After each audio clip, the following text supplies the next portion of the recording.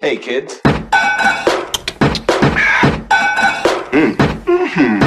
Alright guys, we are doing more conceptual photos today.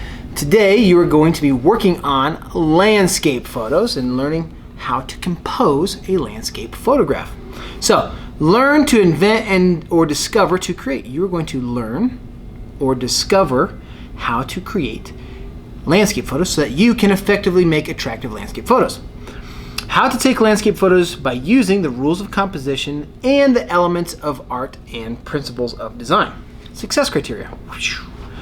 Student can independently use basic design rules to help them identify quality landscape compositions and use basic landscape aesthetic elements, what makes a landscape attractive, to create an engaging and attractive landscape photo. Some to-dos today. Identify the content of landscape photos, specifically the content and compositions of design. So we're going to look at landscapes today. Review the landscape art rubric. That's in the handout. Take a look at that. I want you to answer these questions. What are 5 aesthetic elements that appeal to you in landscape photographs? So this is really for you. I want you to think about what 5 things appeal to you in landscape photographs, and those are what you should be photographing. What photography elements or art elements should you focus on in your landscape photos? I would suggest the leading lines, texture, color, rules of thirds, and nature shapes, like trees, mountains, rocks, sticks, all that good stuff. Let's see here. In addition, I gotta keep reading here. Horizon lines and using a narrow depth of field, and when you want to use that narrow depth of field. Lastly, make observations of landscapes and take notes. It's kind of the first thing and the last thing there. We're gonna be doing that here in just a second. What makes a good landscape photo? Here we go. Timing, timing, timing, timing. There is something called the magic moment, magic hour. It's not even an hour, it's really like 20 minutes. And that is 20 minutes before or after sunrise or before and after sunset. With all the fires that we've had out here in Colorado recently, that moment has been expanded a little bit longer. But here we go. Timing.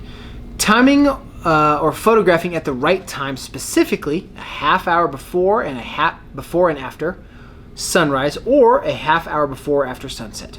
Great lighting, the temperature of lighting, and preferably the morning is even better. So think about where the sun's going to be in the sky and how that affects your landscape photos. Put things in the foreground, middle ground, and background so that your image shows depth in space effectively. This would be using principles of perspective, scale, and proportion. If you have something in the foreground, middle ground, and background, so that could be sticks, field, mountains, that's going to help me be inside of your photo, right? It's going to help me relate to your photo by having perspective and environment, and that's going to make it seem more appealing to me as the viewer. You should work on capturing color temperature, so if you want a cool image, try to emphasize blues. If you want a warm image, try to emphasize yellows and oranges. What's the temperature you want to convey in your image? Try f-stop extremes. Perhaps a narrow depth of field to capture a single tree with a blurry background, or vice versa, clear background, blurry trees up in the front and foreground. Or I would suggest typically just use f16 to f22 to get an infinite depth of field, so you get a better focus on details in images and sharpness. Place the horizon line at either the lower third, leaving the sky at upper 2/3, or vice versa. Allow the ground horizon to be 2/3 of your image and the sky to be 1/3. Try not to capture movement. Everything should be clear. However, when photographing running water, feel free to use a slower shutter speed to show water movement. All right, guys, so what we have here is a landscape, a desert landscape. We talked about 2/3. 2/3 land, 1/3 sky. Very nice. We are working on a color scheme. It is purple. The sky and the sand all have elements of purple, which emphasizes the purple in the flowers. It's also the coolness of the desert. Typically, deserts are hot. This time we have deserts that are cool. Notice we have infinite depth of field. It's in focus from here all the way to the back. Everything's in focus, probably f22 or better. Also, they used a wide angle lens. See how I have this little bit of a fisheye effect? That is because they're using a wide angle lens. To get that effect at home, set your lens to 18 millimeters versus 55. So you're going to zoom all the way out. You're going to get a slight fisheye effect, especially anything that's closer to the lens. Okay. Now, I would argue not a great horizon line, but they were going with symmetry here. Notice the mountain is the same in the water and the same in reality. They also have a very, very slow shutter speed. See how the clouds are blurring a little bit? It's because they probably had half a second shutter speed. But what that did do, that made the water nice and soft and smooth, so that we get this nice kind of dreamlike water space. But the leaves and the grass are all nice and crisp. Also notice the really good texture in the grass and this beautiful orange color happening here. That happens literally 10 minutes right around sunrise. Get up early tomorrow morning and take a look at it. It's very cool. Okay, this one here. This could be the horizon line. This could be the horizon line. I would love a little bit more sky in this image. However, what they're doing really well, look at this great foreground, this great middle ground, and this background. Okay, this is the trees. So that's done really, really well. I do love the texture and all that content that we are looking at here in the grass or in the water and things like that. Okay. Here we go. This is a fun photo. Don't get ran over. Change your composition to vertical, not horizontal. Change it to vertical, right? Horizontal, vertical. Also, right there, so there's an 18.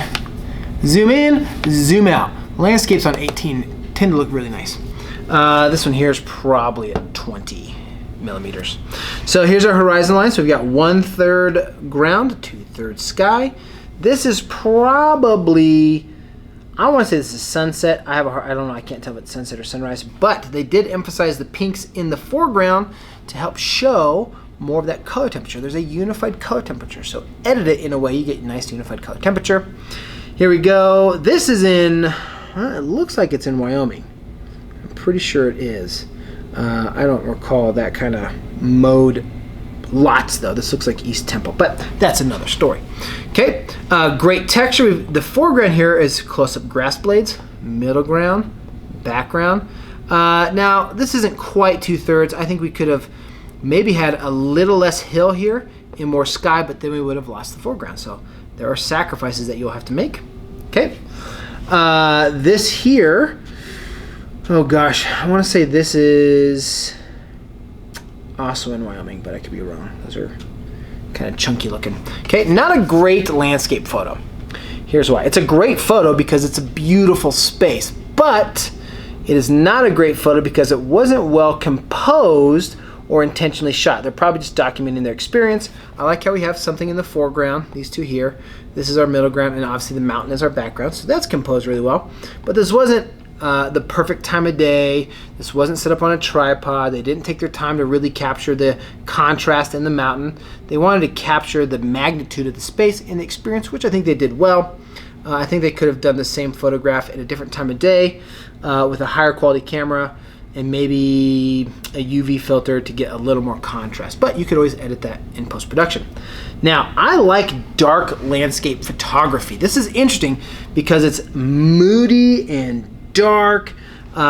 This is the foreground. There's a little bit in the middle ground, a little bit in the background, and maybe the clouds are the background. But notice they edited it in a way that it's emphasizing blues and grays and that moody, intense contrast. It is high contrast, lots of great texture in the tree here. This here, let's think about rule of thirds. I don't know how I feel about this being smack in the middle, but it's kind of putting an inch, it's almost making the tree a character, like a portrait. So I think that's kind of okay. Yosemite Valley, one of the most photographed places in the United States. Ansel Adams took a lot of photos here. This is Half Dome. Notice they're playing with the colors. We've got lots of orange, browns, and grays, and that's kind of helping communicate cold, fall, foggy, right? So that's kind of the goal. Oftentimes we have reflection photos, so we have reflections in the water. The goal is symmetry. So notice the horizon line smack in the middle. So if you're going for water reflections, it's okay to have your images right in the middle and not use the rule of thirds, but I'm not a fan. If you like it, you go for it. Now where we do have the rules of thirds, look at this here. Trees on this third, trees on the left and right third, and then Half Dome in the middle third, so that's kind of interesting. And we've got foreground, middle ground, background. Big trees in the foreground, orange trees in the middle ground, mountain in the background. Now, some of you go, I am not going to the woods, Mr. Riggins. I'm not having it. I'm going to stay right here in the city. And that is okay. Urban landscape photography is very, very possible. I love this one here. I like the road signs, the orange, and the orange, and the orange, and the orange. See how there's orange throughout the space? This is at 10 minutes before sunrise. Very beautiful. And the foreground is really interesting because the foreground is this fence, really helping set the stage for putting me, the viewer, inside this photograph. So I really like that fence framing the city. Okay, alleys make great photos. Notice the horizon line is right in the middle because they're doing reflective photography. But get low to the ground. Don't always just have your camera right here at eye level all the time.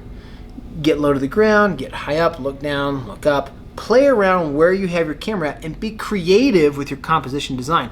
What will set your landscapes apart from everybody else's landscape? So think about what you can do to give it your own style. Okay, love this. This is that narrow depth of field. Some of you guys have been doing a great job with this in class. We know this is a city based off color, temperature, and blurry forms. We've got these blocky, blurry forms that we know are the city that we're just used to seeing. But we're focusing really on this gutter and this bubbles in the gutter. What a great composition. We've got our 1/3 bottom, 2/3 top. Try this. Try some narrow depth of field.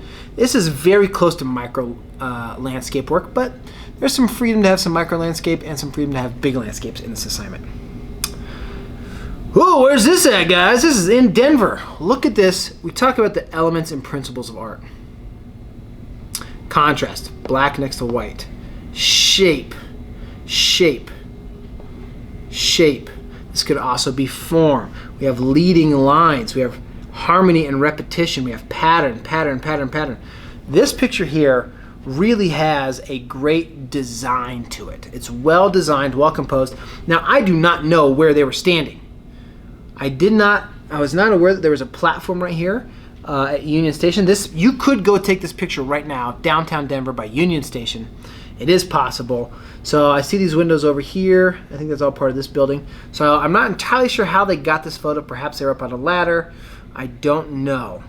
Maybe there's something you could stand on over there. But this place is in Denver. Okay, also in Denver, right? So this is the other side of that. We don't see Union Station in this picture, but again, pattern, pattern, pattern, design, design. I guess you could say this is in the foreground, middle ground, background. But black and white landscape photography or urban photography is totally fine, right? Try black and white, try color.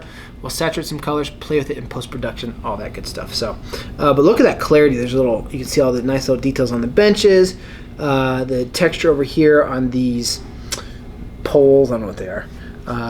I'd like to see more texture on that trash can if at all possible, but really well composed. I love how it's kind of centered this space here. This asymmetrical organic shape is kind of neat. This is also Colorado. I have this same photo. I typically like to take it from here at the lake. I like to take it from over here by this rock at the lake. I've been to this mountain many times. This is Howlett Peak. It's a flat top over here. I got really sick over here once.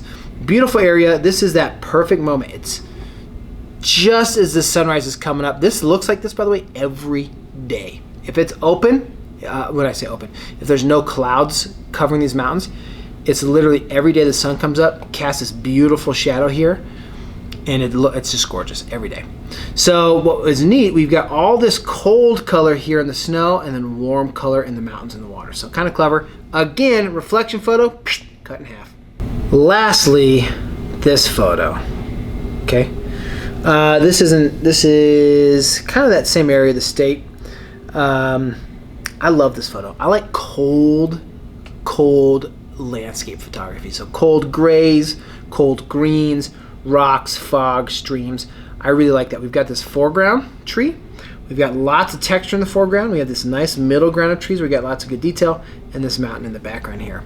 But I'm a big fan. I like to emphasize foreground objects and cool temperatures in my landscapes, or I like to do narrow depth of field, small rocks and sticks and flowers and all that good stuff. So you guys are going to have some time to take some landscape photos.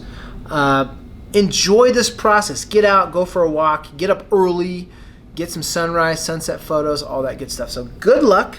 I'm excited to see what you guys produce. I'm excited to see what you bring to the table.